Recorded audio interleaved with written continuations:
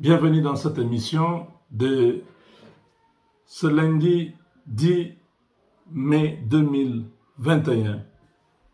Vous êtes nombreux à nous suivre depuis Beni, vous êtes au nord Kivu, vous êtes à Bunia, à Ituri.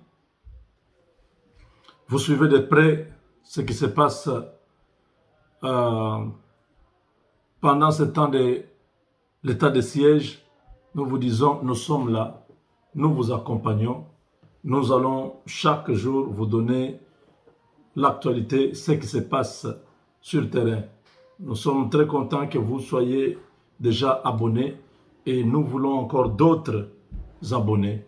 Vous qui nous suivez pour la première fois, n'oubliez pas de vous abonner pour que vous puissiez être notifié chaque fois que nous mettons une nouvelle vidéo en ligne. Voilà mes chers amis, l'état de siège ne plaît pas à tout le monde, surtout pas à ceux qui veulent voir Félix Tshisekedi échouer, à ceux qui veulent que Tshisekedi ne soit plus président au deuxième mandat, et à tous ceux qui bénéficiaient des avantages de la Kabylie. Ça peut être des locaux, des Congolais, ou ça peut être les étrangers, les multinationales. Donc vous avez une sorte de campagne contre l'état de siège où on est en train de manipuler la population.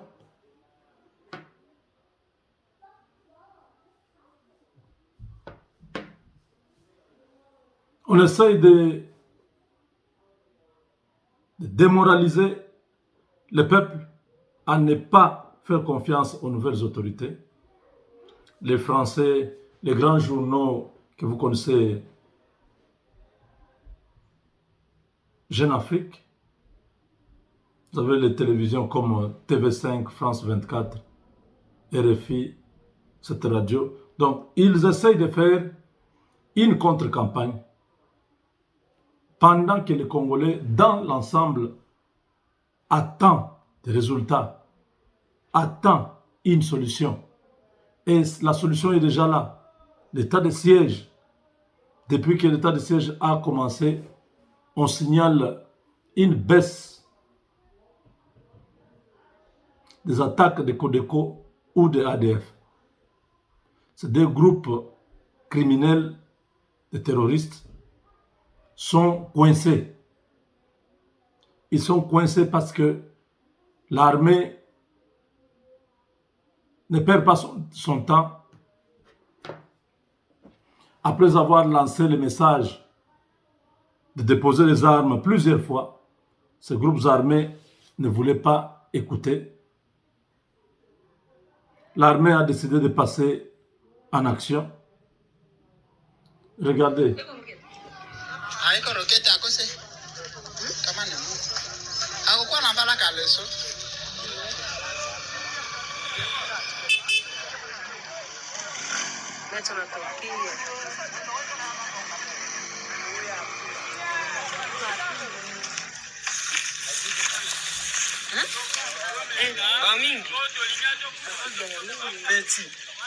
Usaka image. La vérifier.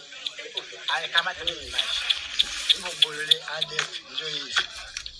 Hapa. Hein? Et tout comme il fait jamais commando. Hapa, ben, tout hapa. Viens nanga.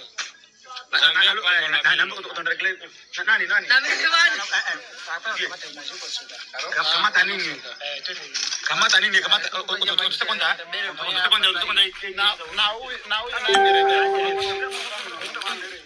Mlimpiga mkichwa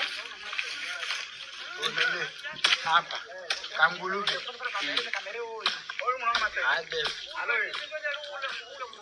Twenda hivi. Twenda kule.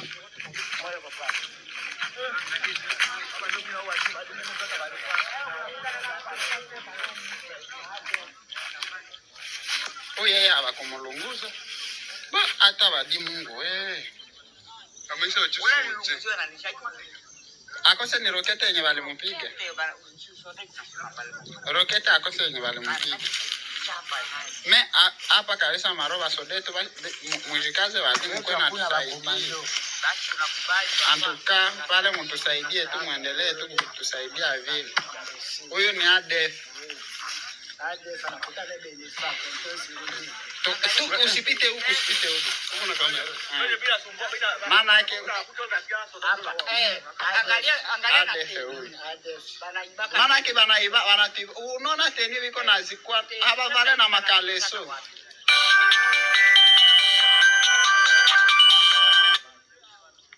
hapa valake na makaleso basi pasa yabo maana yake bao walikuwa na vale ile pasa ya rouge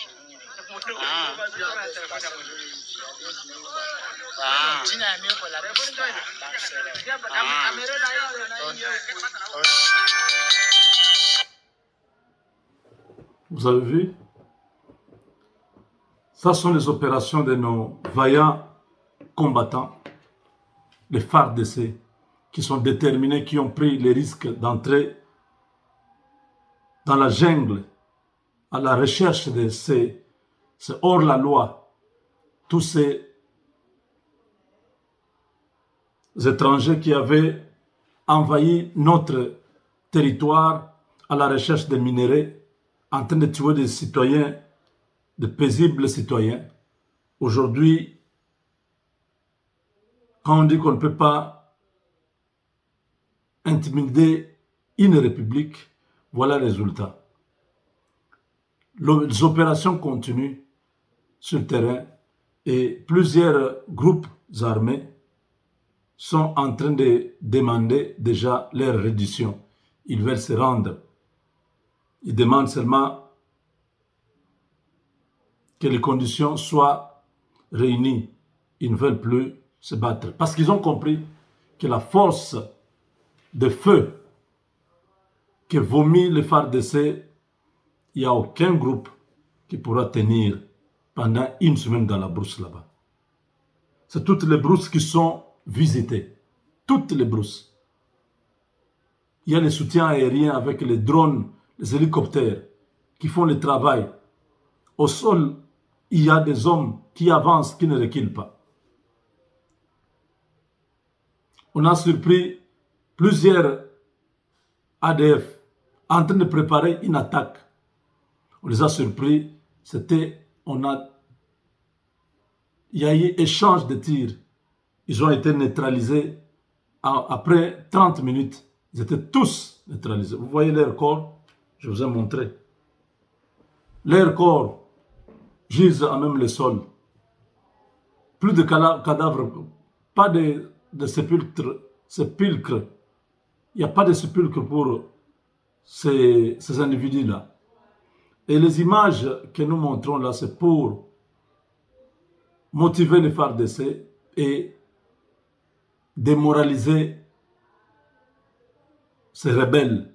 Quand ils voient comme ça, ils comprennent qu'on a perdu le territoire. Comme ça, plus jamais personne ne viendra jouer sur le sol du Congo.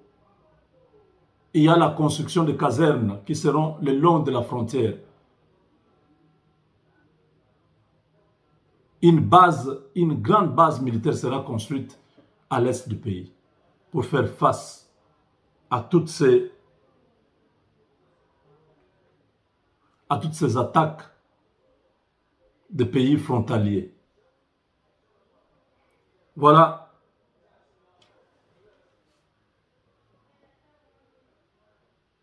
Félix Tshisekedi mérite notre soutien.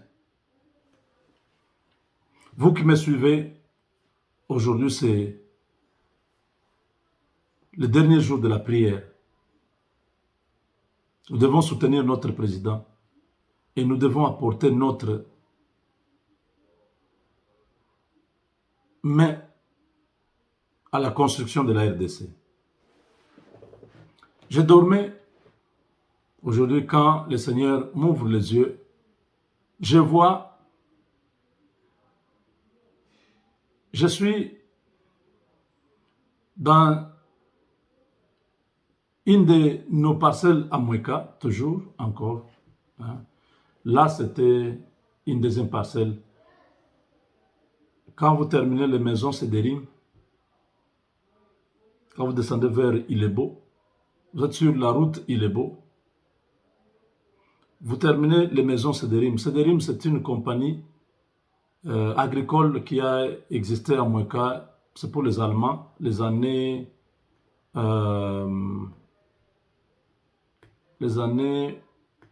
80. Alors, cette compagnie allemande avait construit de belles maisons.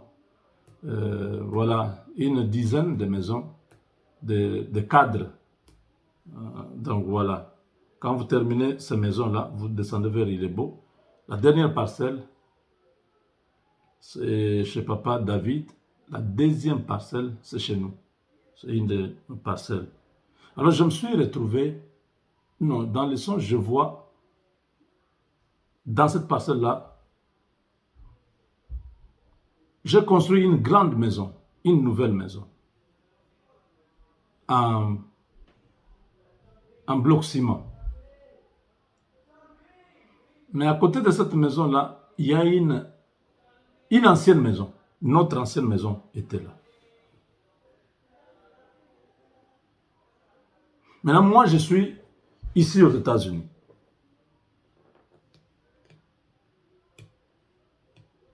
Quand je regarde, je vois une distraction totale de mes frères, des gens qui étaient dans la parcelle. Personne n'entretenait la nouvelle maison. Personne ne voyait qu'il y avait un danger, que l'ancienne maison puisse influencer la nouvelle maison et que la nouvelle maison devienne aussi ancienne. Parce que dans l'ancienne maison, il y avait de la saleté, il y avait des souris, hein, les rats, il y avait de mauvaises choses qui pouvaient facilement entrer dans la nouvelle maison et faire en sorte que les deux maisons deviennent non utilisables. Alors moi, je suis en train de parler, j'insiste pour que l'ancienne maison soit détruite. Ceux qui sont là-bas sont distraits, ils ont peur. Non, si nous détruisons les saletés, les choses qui sont ici, ne vont pas trouver où aller, ils vont aller entrer dans la nouvelle maison. Moi, je dis non, j'insiste, je dis, il y a moyen de faire en sorte que les mauvaises choses qui sont dans l'ancienne maison n'entrent pas là-bas. On va bloquer les fenêtres, tous les trous autour de la maison. On va fermer partout, on va bloquer partout. Et on va détruire l'ancienne maison. On va enlever le tout. Ça sera bien et on pourra utiliser la nouvelle maison. Pendant que je donne ces idées, ces techniques, ces stratégies, je vois des gens venir vers moi pour me menacer. Ils disent, nous voulons que cette situation-là reste comme ça. Toi, tu es en train de les aider à résoudre cette question-là, qu'ils trouvent des solutions. Pendant qu'on discutait, j'ai commencé seulement. L'esprit me dit, ça sont pas des hommes, ce sont des démons. Ils t'attaquent parce qu'ils voient que le travail que tu es en train de faire va changer la vie de tes frères qui sont dans la parcelle. Et ils vont utiliser la maison vraiment bien. Alors, tu dois les résister. Pendant le songe-là, j'ai commencé à prier avec le nom de Jésus. Je dis, au nom de Jésus, dégagez, esprit méchant, vous qui venez contre moi, que le feu de l'Éternel vous consume. Au nom de Jésus, au nom de Jésus. J'ai prié, j'ai prié, j'ai prié, j'ai vu, tous ces gens-là ont disparu. L'Esprit me dit, tu as vu? Quand je regarde dans la parcelle, je ne vois plus l'autre maison. La maison, on est resté avec la nouvelle maison. J'ai vérifié partout la fondation, tout était en place, tout était bien. Et je suis sauté, j'étais en train de... C'était un rêve. Alors,